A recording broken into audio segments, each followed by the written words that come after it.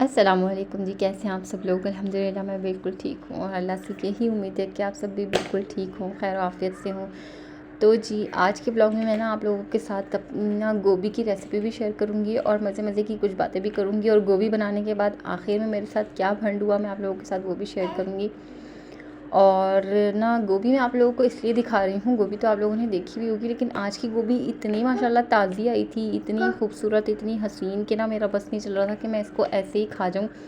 फिर मेरा हाथ भी चल रहा था, मैं बार बार इसको खाए जा रही थी। फिर मैंने सोचा कि अगर मैं इसको ऐसे ही सारी खा लूँगी ना तो मैं फिर खाने में क्या बनाऊँगी। तो खैर फिर मैंने अपने हाथ को रोका। अच्छा, मैं जो ना इस तरह से इसकी जो आखिरी बिल्कुल आखिर के जो डंठल होते हैं ना, जो डंडियाँ बिल्कुल एंड में जब जहाँ से फिर गोभी स्टार्ट होना शुरू हो जाती है ना, तो फिर वो डंठल मैं लाजमी जो है ना शामिल कर लेती हूँ।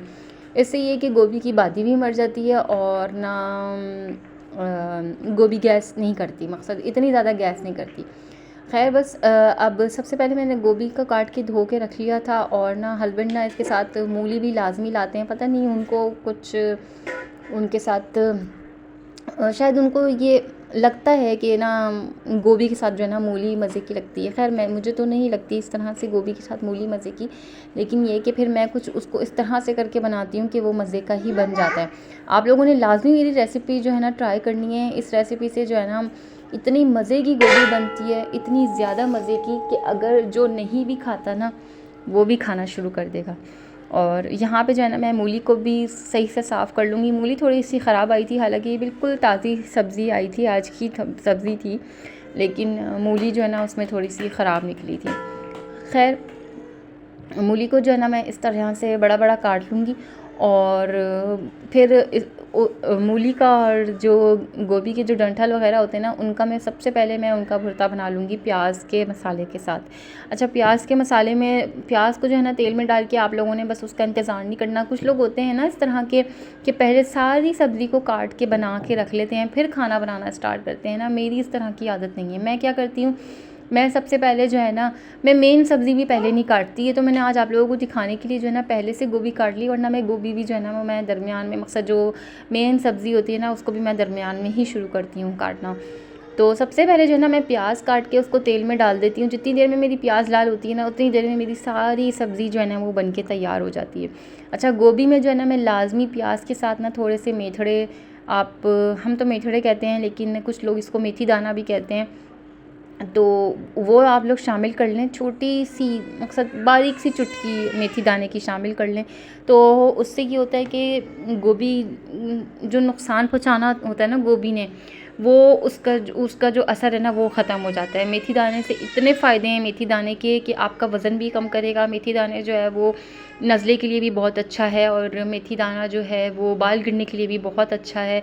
तो मेथी दाना जो है ना वो कम से कम भुर्ते वाले खानों में जो है ना लाजमी इस्तेमाल कर लिया करें। मेरे तो जब से रूटीन मैंने खाना बनाने की स्टार्ट करी है ना, तो उसमें मैं इस तरह के जो भी भुर्ते वाले खाने होते हैं ना, जो भूनने वाले खाने होते हैं, उसमें मैं लाजमी शामिल कर देती हूँ। खैर यहाँ पे अब मैं टमाटर और सारे जो बेसिक मसाले होते हैं, नमक, लाल मिर्च, थोड़ा सा गरम मसाला और थोड़ा सा धनिया पाउडर जो है ना मैं ज़्यादा शामिल करती हूँ, क्योंकि पता नहीं क्यों मुझे धनिया पाउडर की जो स्मेल होती है ना वो बड़ी अच्छी लगती है। और उसके साथ साथ हल्दी और ये सारे बेसिक मसाले डाल के ना बस इसमें पानी डाल के आपने इसको अच्छे से भुनने के लिए रख देना है। अब भुनने से मुराद ये है कि मसाला अच्छी तरीके से जो है ना वो टमाटर अपना बिल्कुल पानी छोड़ के ना गल जाए और तेल ऊपर आने लगे। इस टाइप का जो है ना आपने इसको भून लेना है अच्छे तरीके से। अच्छा, आज की व्लॉग में ना मैं लाजमी आप लोगों ने सब्सक्राइब कर लेना है मुझे, ताकि आपको आने वाली मज़ीद अच्छी अच्छी वीडियोज़ जो हैं वो पहले से मिल सकें और आप लोगों को नोटिफिकेशन हासिल हो जाए।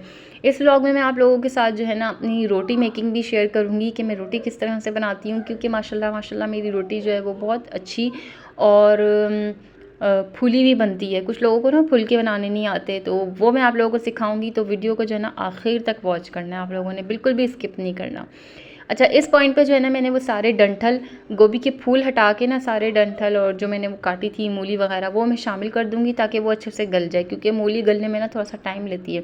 उसके साथ ही मैंने चिकन क्यूब शामिल कर दिया था आधा। चिकन क्यूब जो है ना वो खाने के टेस्ट को इन्हेंस कर देता है और खाने में जो है ना बहुत मज़े का सा टेक्सचर आ जाता है। तो चिकन क्यूब जो है ना वो लाजमी शामिल कर लिया करें। अगर आप लोगों को पसंद है, नहीं पसंद तो कोई मसला नहीं। उसके दरमियान में जो है ना साथ साथ मैंने बर्तन भी धो लिए थे। फिर मैंने सोचा कि क्यों ना आटा भी गूँध के रख लूँ, क्योंकि आटा गूँधने के बाद ना उसको थोड़ा सा ठहराव देना होता है, थोड़ा सा रेस्ट देना होता है आटे को ना, ताकि वो अच्छा सा जो है ना वो बन के तैयार हो और रोटी भी जो है ना बहुत ही हल्की फुल्की सी तैयार हो। और आटा संभालने में भी जो है ना वो उसका रेस्ट का जो है ना वो काफ़ी हाथ होता है। मकसद ये कि अगर आटे को रेस्ट हुआ हुआ होता है ना तो आटा जो है वो हाथों में संभल जाता है बहुत अच्छे सही तरीके से। खैर यहाँ पे अब मैं आप लोगों को आटा गूँधने की जो प्रोसेस है ना वो मैं बताना शुरू करती हूँ।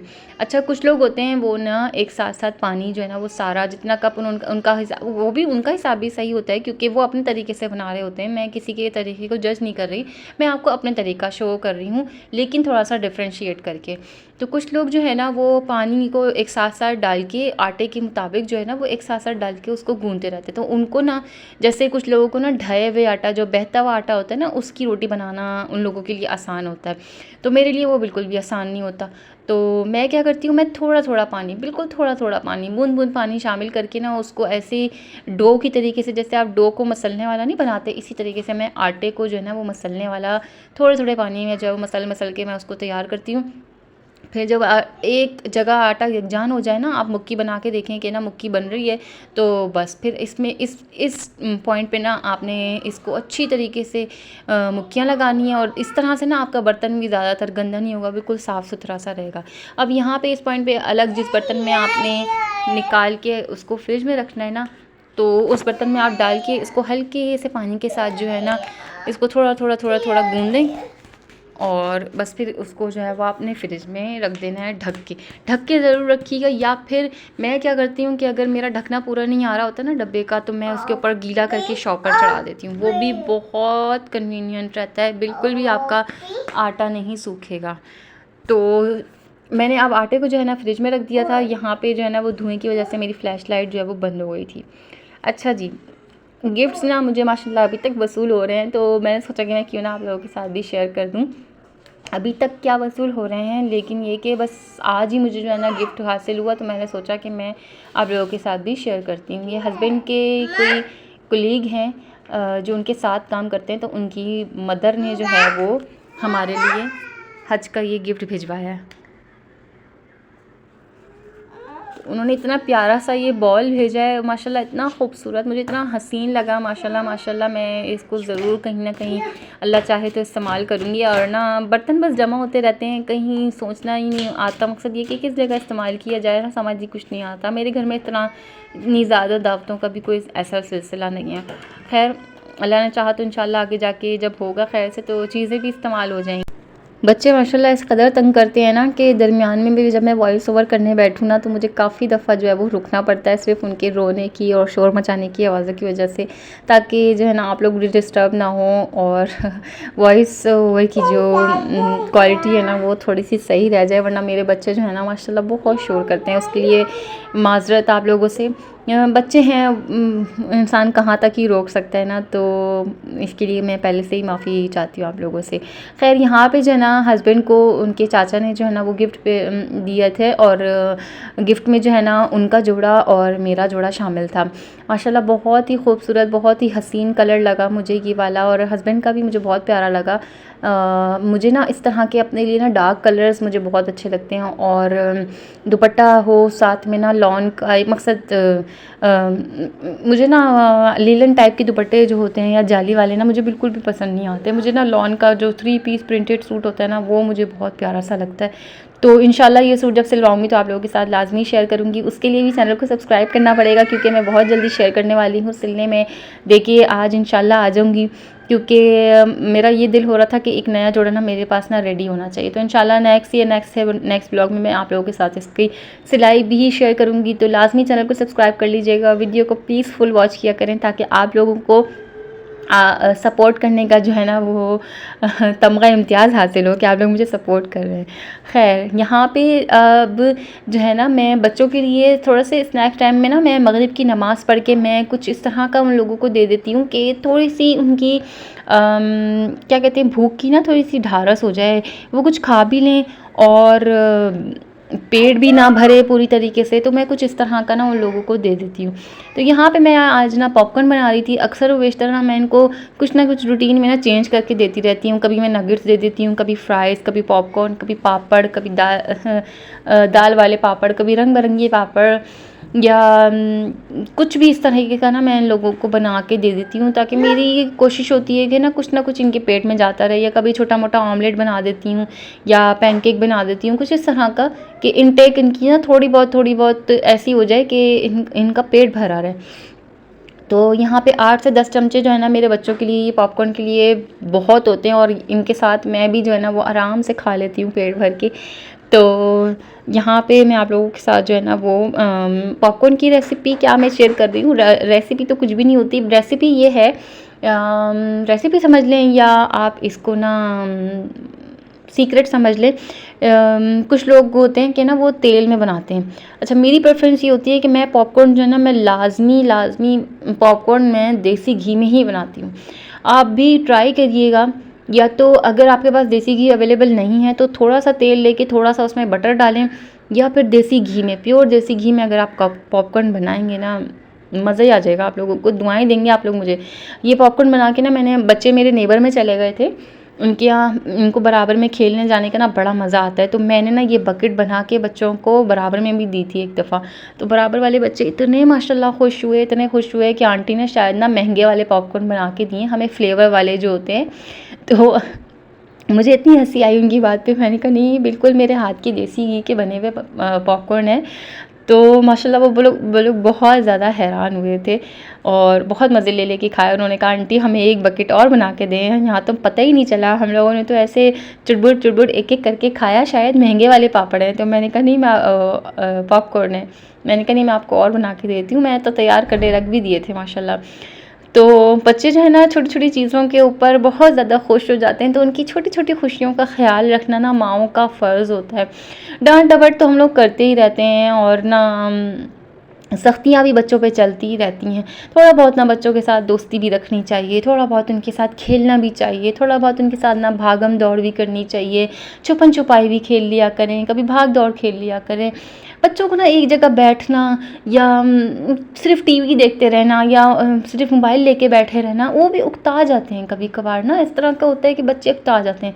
तो वो बच्चों की उकताहट को ख़त्म करने के लिए, ज़ाहिर है हर माँ के लिए बहुत आसान नहीं होता, मेरा कहना भी आसान नहीं है, लेकिन लाजमी मैं अपने दिन में से 15 से 20 मिनट दोपहर में, 15 से 20 मिनट में शाम में, मैं बच्चों के लिए लाजमी निकालती हूँ कि मैं उनके साथ खेलूँ, मैं उनके साथ कोई एक्टिविटी करूँ, मैं उनके साथ रन अप करूँ, मैं भागूँ, ताकि मेरी भी थोड़ी सी एनर्जी जो है वो लग जाए और बच्चे भी जो है ना वो खुश हो जाएं। बहुत ज़्यादा खुश हो जाते हैं मेरे बच्चे। मैं ज़रा सा उनके साथ खेल लूँ ना, उनका ऐसा लगता है जैसे दिन बन गया। अच्छा जी, तो बच्चों के साथ साथ जो है ना वो काम भी जारी रहते हैं। तो खैर यहाँ पे जो है ना मैंने रोटी बनाना स्टार्ट कर दी थी, और ना रोटी के जो पेड़े हैं ना निकालने के लिए आप ना थोड़ा सा हाथ को अगर गीला कर लेंगे ना तो निकालने के लिए बड़ी आसानी हो जाएगी। ज़्यादातर ना हाथ पे चिपकेगा नहीं। खैर, तो सबसे पहले जो है ना मैं सारे पेड़े बना के जो है ना मैं एक साथ एक थाल में अपने लिए बना लेती हूँ, ताकि ना आसानी सी हो जाए, और वाकई बहुत ज़्यादा आसानी हो जाती है। आपने देखा होगा अक्सर जो रोटी वाले होते हैं ना वो इस तरह से पेड़े बना के रख लेते हैं। अच्छा, खैर हमारी ना अक्सर गलती ये होती है कि हम ना इस तरह से पेड़े को उठा के ना यूँ लपेट के ना चंगेरी बनाते हैं। हमारी अम्मी तो यही कहती थी चंगेरी बना दो। तो खैर मैं ना इस तरह से नहीं करती।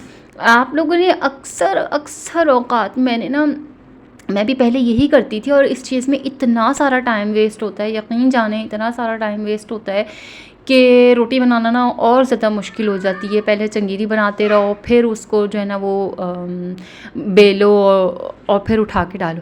तो खैर इस तरीके से सिंपल ही आपने उठा के पेड़े को ना 2-3 दफ़ा प्रेस करना है। प्रेस करके उठा के जो है ना वो अच्छे से थोड़ी सी खुश्की लगा के, तो साथ ही आपने उसको बेलना शुरू कर देना है, और बेलने के साथ ही जो है ना वो इस तरह से करके खुश्की को झाड़ लें, और फिर उसको साथ ही जो है वो तवे पे डाल दें। तवे पे डालने के बाद आप देखिएगा कि ना उसका थोड़ा सा चूल्हा आपने अगर हल्का रखा हुआ है तो बस उसको चूल्हे को जो है वो तेज़ कर दें, और चूल्हे को तेज़ करने के बाद आप देखेंगे कि जो है ना पिंकिश सी ट्रांसल्यूसेंट सी जो है ना वो होना शुरू हो गई है। मकसद ये कि कच्चापन ख़त्म हो गया, लेकिन ये कि हल्की सी ट्रांसल्यूसेंट हो गई, तो बस उसको पलट दें। खैर जितनी देर में वो रोटी उस तरफ से बन रही है उतनी देर में जो है ना आप अपनी दूसरी रोटी बेल लेंगे और फिर उसको आप पलट दें तो आप देखिएगा माशाल्लाह ऐसी फूली फूली रोटियां बनेंगी आपकी।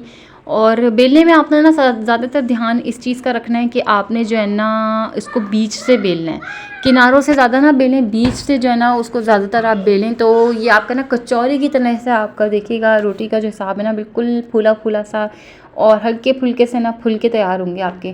इतनी मज़े की लगती है फूली हुई रोटी। जो बिना फूली जो रोटी होती है ना उसमें थोड़ा सा मोटापन होता है और जो फूली फूली सी रोटी होती है ना उसके अंदर ना लेयर्स होती हैं, वो लेयर्स खाने में ना बड़ा मज़ा आता है। तो खैर साथ साथ ही जो है वो मेरा खाना भी तैयार हो रहा था और साथ साथ ही जो है वो मेरी रोटी भी तैयार हो रही थी।